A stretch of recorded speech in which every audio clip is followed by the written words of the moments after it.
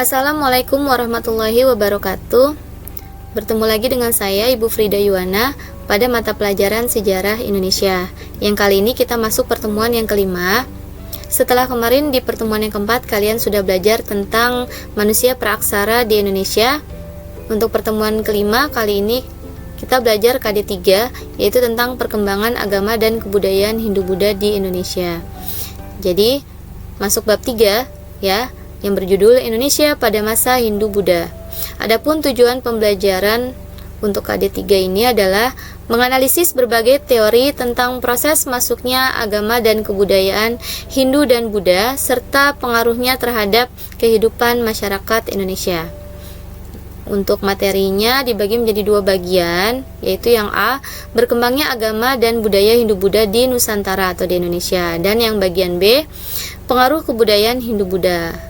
Jadi untuk yang bagian A kita pelajari sekarang, sedangkan untuk yang bagian B dipelajari di pertemuan yang ke-6.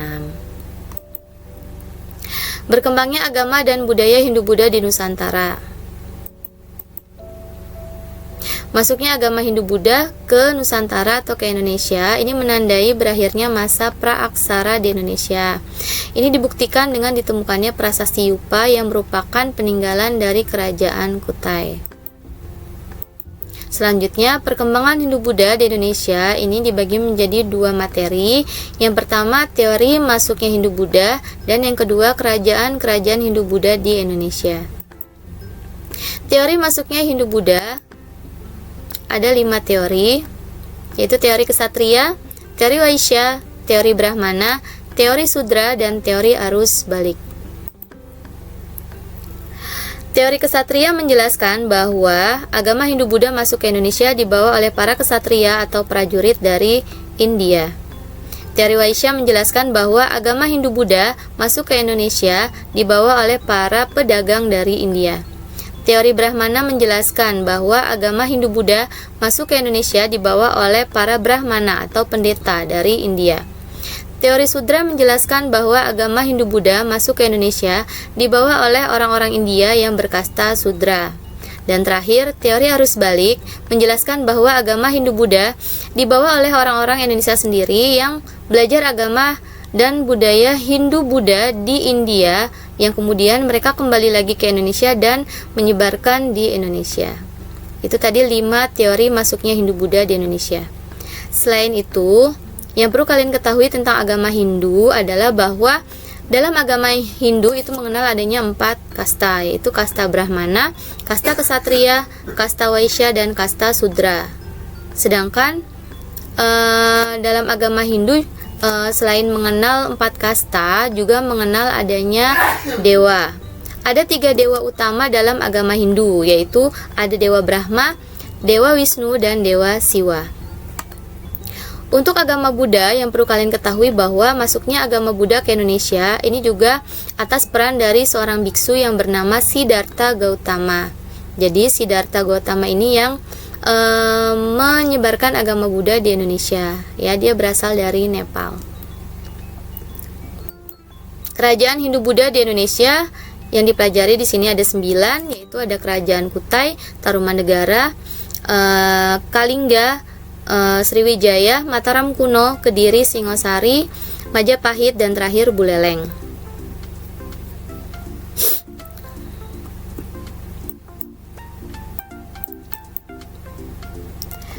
Kerajaan Kutai di sini bisa dilihat petanya, letaknya ada di tepi Sungai Mahakam, Kalimantan Timur. Kemudian raja yang terkenal dari Kerajaan Kutai itu ada Raja Mulawarman. Kemudian peninggalannya berupa prasasti Yupa. Dan yang perlu kalian ketahui bahwa Kerajaan Kutai merupakan kerajaan Hindu tertua di Indonesia. Kerajaan Tarumanegara, di sini ada peta wilayah kekuasaan Kerajaan Tarumanegara. Nah, ini menunjukkan bahwa Kerajaan Tarumanegara terletak di Pulau Jawa, tepatnya di Bogor, Jawa Barat. Raja yang terkenal dari Kerajaan Tarumanegara adalah Raja Purnawarman. Peninggalan dari Kerajaan Tarumanegara itu ada 7 buah prasasti, yang salah satunya adalah Prasasti Ciarutan yang ada di gambar berikut ini. Yang perlu kalian ketahui juga bahwa Kerajaan Tarumanegara merupakan kerajaan Hindu tertua di Pulau Jawa.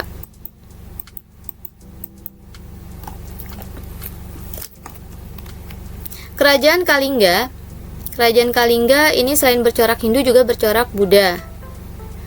Makanya Kerajaan Kalingga ini menjadi pusat perkembangan agama Buddha di Pulau Jawa. Ya, karena di Kerajaan Kalingga berkembang ajaran Buddha Hinayana. Raja yang terkenal dari Kerajaan Kalingga adalah Ratu Sima. Kerajaan Kalingga terletak di Jawa Timur, tepatnya di Jepara.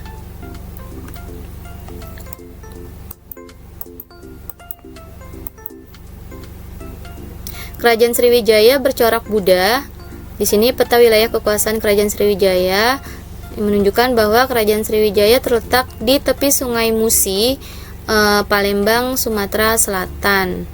Raja yang terkenal dari Kerajaan Sriwijaya adalah Raja Balaputradewa.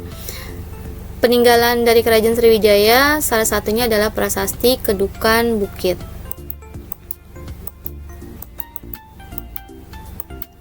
Kerajaan Mataram kuno. Kerajaan Mataram kuno ini bercorak Hindu dan Buddha. Yang bercorak Hindu ini dari dinasti Sanjaya, yang bercorak Buddha ini dari dinasti Shailendra. Raja yang terkenal dari Kerajaan Mataram kuno adalah Raja Rakai Pikatan. Letak Kerajaan Mataram kuno itu ada di Jawa Tengah, tepatnya di perbatasan Magelang dan Semarang. Tapi kemudian dipindahkan ke Jawa Timur. Salah satu peninggalannya adalah Candi Borobudur.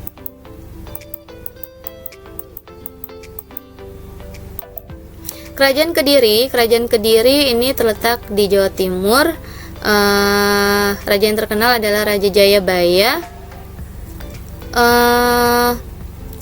Kemudian yang perlu kalian ketahui bahwa sebelumnya pada masa kekuasaan Raja Airlangga, Kerajaan Kediri sempat bagi menjadi dua, yaitu Panjalu dan Jenggala.